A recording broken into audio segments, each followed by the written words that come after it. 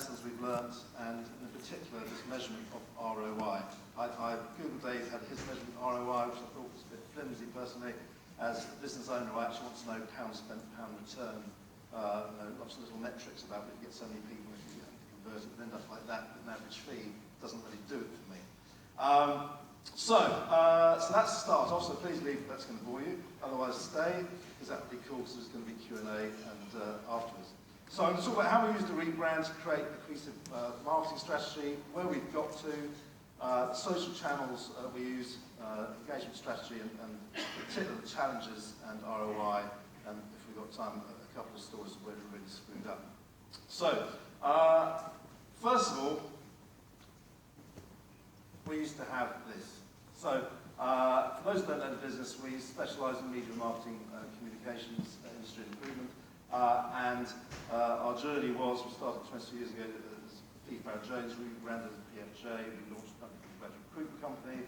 We then bought a company called RP Cushing, then one called Periscope, we launched in Singapore and Hong Kong, with a Spargo network in Asia. We had all these brands, and we needed an elevator about 20 levels high to even begin to explain what we were doing. It confused us, it confused our clients, and it confused all the communications really across the whole business. So we decided we needed to do something different, and that was to rebrand. Now, for all of you who might be business owners, thinking of actually changing the name of your company is quite a big one, particularly when you've acquired companies, particularly when in those companies there are people who are still the leaders in those companies who therefore feel they own it. But I'm really, was really encouraged that within our business, people really got on board with this. So, what we set out to achieve was we wanted to say, right, well, we work in the digital media space, the marketing communications industry, so we had to have a website, and I think Google Dave talked about one of our competitors, the digital guru. We've got a great website. So we needed to have something that was going to be really, really powerful and was relevant to the marketplaces that we actually work in. We also realised that we needed to within all this, to have a personalised experience, because we were going from doing our different brands with their different expertises, so RP Cushing being market research, Periscope being creative design. If you were one of those people coming to a website and actually, hold on a second, what does this do? This doesn't work for me, I just want creative design, we would need to have some sort of personalisation to go with that. We also wanted to therefore bring everything under a new brand that meant something to everybody, and also that worked across different geographies, because for those of you who are outside of the UK or work in different continents, there are major cultural differences, and so we need something that's going to work across all that. And at the end of the day, we also wanted a mark, which one recognisable brand, as something we have some fun with. For all those of you sitting there thinking, well, you've got a website, everything's happy and hunky-dory, if you haven't already done so, you will know you will be changing it in the next 2 or 3 years, because these things go out of date so quickly, everything's changing so quickly. So hopefully this will make some sense for you. And our budget was 200,000. Just say that. So we engaged a branding consultant, because although we operate in the space, we thought we might know something, 1 or 2 things about branding. It transpired very quickly when we spoke to an expert, we knew absolutely nothing. And they ripped it apart. They ripped our existing brands to shreds. There was no connection between them. We lost all the goodwill. Our candidates were confused about the different changes to the brands. Our clients were confused about different brands, and our consultants were confused about different brands. So we went out to pitch, and we went out for a design pitch and a web build pitch, the 2 different pitches. As it happens, we appointed format. Interestingly, from a branding perspective for them, we had no idea they did creative design.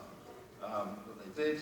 They researched our candidate market, they researched our competitors, they researched our own people, surveyed everybody. We did a number of sessions internally to find out what people wanted. We wanted everyone in the business really on board with this, but obviously, for us, our key core community is going to be our candidate community.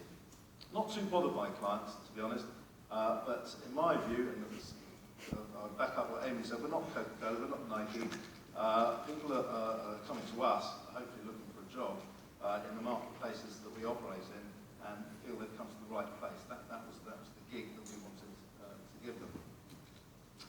So, we launched our new website in May. Now, if I start talking about quarters, by the way, our quarters start 1st of May. So that's when our financial year starts. So we launched it on May the 12th. And then once some glitches were found, because of all the testing you do and all the rest of it, you soon find that things aren't quite working. But actually, a lot of testing had happened, and it was very good. All the staff were involved, all our guys, clicking on everything, every page, every link, everything you can possibly do, try and make it break. And once we recognised all those were ironed out, we then launched the Singapore site and the Hong Kong site, now all under one brand. We also then launched the mobile site. I don't know how many people have got mobile sites. Put your hands up if you've got mobile sites.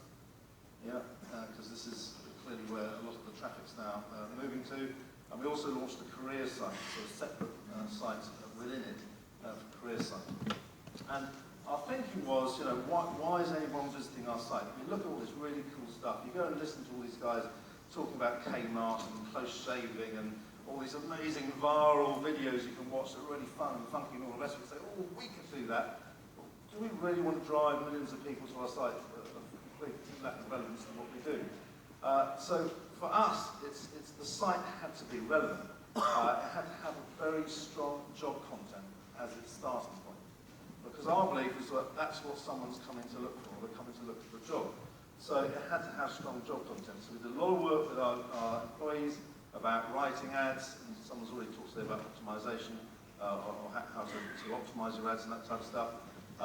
Because we wanted people to come and say, yes, this is where I should be, I'm in the right place.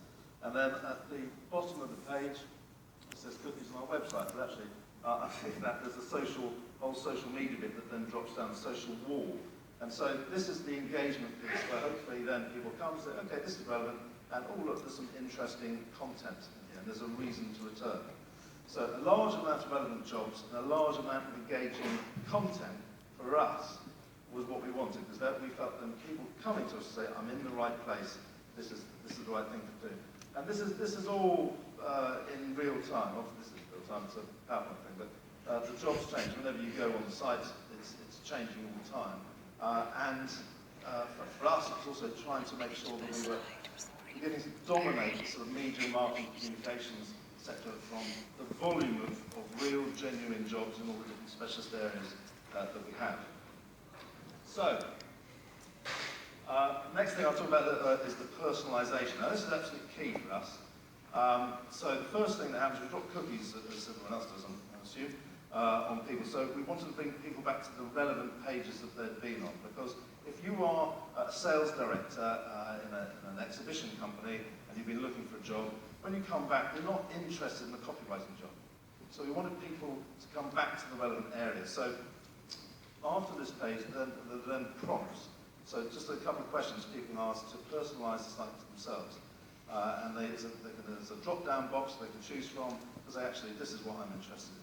And we only launched this in May, we've already got 10,000 people, over 10,000 people have already filled this in. So they then are personalising the site. You can see this actually when you come back, it's hey Jenny, see the latest focus on the world of digital performance jobs, because that's what she's been ticking. And then all the social content, the blogs, the videos, the tweets and everything are also relevant to that sector. So Jenny therefore feels, I'm in the right space, this is right for me. So that's very important to us, and we feel is relatively unique. As far as social channels are concerned, I've got grey hair, I'm middle-aged and overweight. And recruitment in the old days was lovely. You just stuck an ad in, or you headhunted people. Now we've got all this social stuff everywhere, and it is amazing. But we are, while I might sound like a Luddite, I'm actually the opposite. We're early adopters. We all try absolutely everything. In fact, we're social sluts. So we'll try absolutely everything. But you've got to rationalise which channels work best for you. So, for example, for us, Facebook advertising has in the UK. In fact, Facebook full stop in the UK has. Okay? In Asia, Facebook, unbelievable. They love it out there. They have personal profiles. They'll actually have professional profiles on Facebook in Asia. So it's a completely different gig. And the connection, engagement in Asia, Hong Kong and Singapore is absolutely amazing as far as Facebook is concerned. So you've got to try things, see what works, look at your location, look at cultures, and change it. You can look at the specialist teams you have, so what disciplines do you have that are relevant for each market, and say what works for them. So, and then tailor also the look and feel of each of these social channels that you're using. There's a lot of work involved. Twitter, we find actually is used by all teams very successfully. Instagram works well in Asia, and LinkedIn, I'm pleased to know they do very well too. The next thing is about collecting like that. These are columns. Please don't look at rows. The colour thing makes it look in rows, but it's columns. So our strategy is really about, right, we've got to create content, you've got to engage people, and then we've got to measure it. Okay, so creating content, as I said earlier, the most important piece is about quality job ads. And then everything else is this funnel that we talked about, is engaging our core audiences, our passive audience, down the funnel to try and get them to see, right, these people have got quality jobs that are relevant to me, and so we can work with them. The engagement aim is to create high touch via multiple channels. We meet all our clients, we meet all our candidates, I'm sure you do too. And so we want to also create this environment which is high touch. And then measurement. The most important thing, as far as I'm concerned, is what revenue, what pound am I getting back from the pounds we are spending. And the only way at the moment we're able to measure that is people who register on the site and follow them through to see where they're placed. I think that's what everyone else does as well. Okay, and we can talk about that in a second. So, challenges we had. 22 years of heritage bin, 22 years of goodwill thrown away. So that was a challenge. Challenge number 2, SEO. Of course, we got rid of all the old sites and suddenly started from a blank sheet. So we also have a Google Dave who works with us, a different Google Dave to Liverpool Google Dave, who did a lot of work, but nevertheless we were starting with a zero start. Ability to create content. We're a recruitment business, but actually I think anyone in our space now, we're not recruitment businesses as they were known. We're now having to consider ourselves to be marketing businesses or recruitment marketing businesses as much as anything else. So the ability to create content. And our social policy is all around empowerment. Empowerment of our people to create content. Yeah, so it's quite risky. You might come across the cheeky finger. If not, hands up, anyone saw the cheeky finger at all? No, just 1, 2. Yeah. This was an ad written by someone on behalf of someone else who's going on holiday who didn't check it before it went. And it just happened to have the line about cheeky finger up the arse. Yeah, that's professional, isn't it? That's very good. Some of our competitors screen grabbed it before we saw it and took it down, and this started sort of going out. So you do have some challenges in empowering your people, and that was just an innocent mistake. And we wrote a blog about it, and that sort of stuff. Actually, we got a lot of engagement back because we were showing the perils of social media. Another one was something was trending on Twitter, which was. Do you think you were having a bad day, I think it's called. I don't know if anyone saw that. And this was someone who was really sounding off about their company and their manager in particular. And one of our people retweeted it. It seems harmless enough. But from the fact that the company involved were following us on our Twitter feed, and that's the first they heard about it, and instantly identified it as themselves. So they weren't very happy. So there are dangers in that. I would have thought that's fairly innocent, but some people get very followed about these things. The other thing, the volume of channels there are and the amount of time we've got, and investment. You know, it's all very well doing this stuff, but you have to have marketing teams or marketing people and people doing it. So it's not just the cash you're spending; it's also the people you've got. And the lack of analytics. I'd say, you know, everyone talks about analytics. I'd say there aren't enough of them. So I'm about to go over time. So let's tell you about some successes, shall we? We started on May the 1st, we've ran May the 12th. Oh, no, on the 1st. Q1 traffic to the website via social media channels was up 41%. LinkedIn followers up 49%. Applications to the website up 52%. Length of visit 31%. 64% of our candidates now come via our own sources. Twitter has driven visits has gone up 80%. And the ROI, 2011 to 2012, 18% of our revenue came from the website. The following year, 22%. Last year, 25%. Now, with 52% increase in applications, hopefully, I can next year tweet you that we would have seen an increased ROI from that. The future, we're aiming to eradicate the use of job boards and use sponsored LinkedIn updates, sponsored tweets, Facebook in Asia, something called retargeting, if you're familiar with that, which is about greater personalisation and greater engagement with our existing community that we've built up over many years, and quite frankly, we're really rubbish at communicating with. That's me.